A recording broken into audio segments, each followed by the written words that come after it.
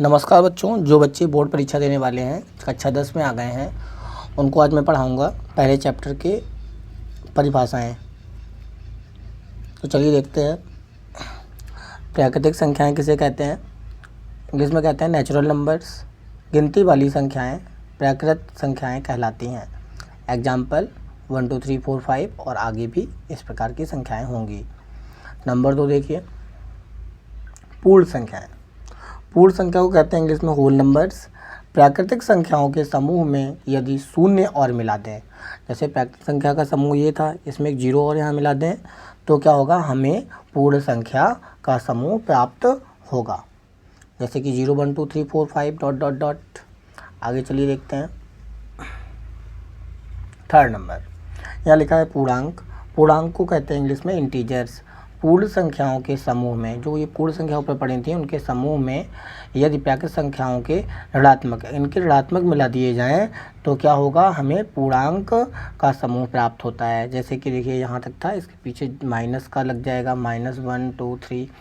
तो ये होते हैं पूर्णांक। मतलब पूर्णांक जो होते हैं वो पॉजिटिव भी होते हैं, नेगेटिव भी होते हैं और जीरो भी होता है। आगे चलिए देखते हैं।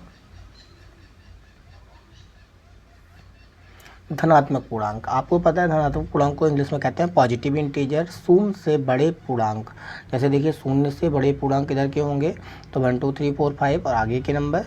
ऋणात्मक पूर्णांक को कहते हैं इंग्लिश में नेगेटिव इंटीजर। शून्य से छोटे पूर्णांक, जैसे इस यहाँ पर जो शून्य से छोटे, ठीक है। तो यहाँ पर क्या हो जाएगा, -1 -2 -3 -4 5, ऐसे डॉट डॉट आगे चलता रहेगा।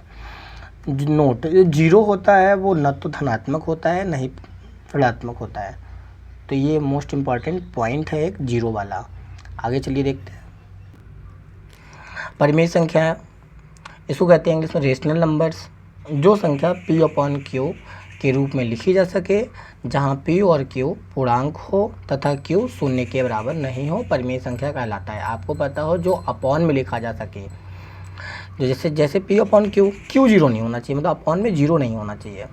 जैसे 22/7, 3/4, 7/4, 5 को हम 5/1 लिख सकते हैं। मतलब जितने भी हमारे प्राकृतिक संख्याएं होती हैं या पूर्ण संख्याएं होती हैं, उन सबके अपॉन में 1 लिख सकते हैं। तो 4 को 4/1, -3 को -3/1 लिख सकते हैं। तो ये सभी परिमेय संख्याएँ होती हैं। लिखा है नोट, सभी पूर्णांक संख्या परिमेय संख्या है। आगे देखिए परिमेय संख्या।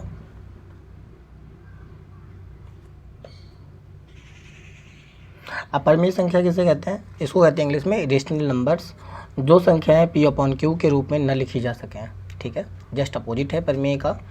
जैसे P/Q के रूप में ना हो, क्रॉस, √2 √3 पाई एटसेट्रा। पाई की वैल्यू 22/7 तो होती है, लेकिन क्या है उसकी एग्जैक्ट वैल्यू 3.14 होती है, 141। तो यहाँ पर क्या है, ये वाली संख्याएं रूट वाली अपरिमेय संख्याएं होती हैं, और रूट के अंदर भी वो संख्या होनी चाहिए जो अभाज्य संख्याएं हों, ठीक है। यहाँ पे देखिए 2 और 3 अभाज्य संख्याएं हैं। आगे चलिए देखते हैं वास्तविक संख्याएं। वास्तविक संख्याएं, इसको कहते हैं इंग्लिश में रियल नंबर्स। यही हमारे 10th क्लास का पहला चैप्टर है।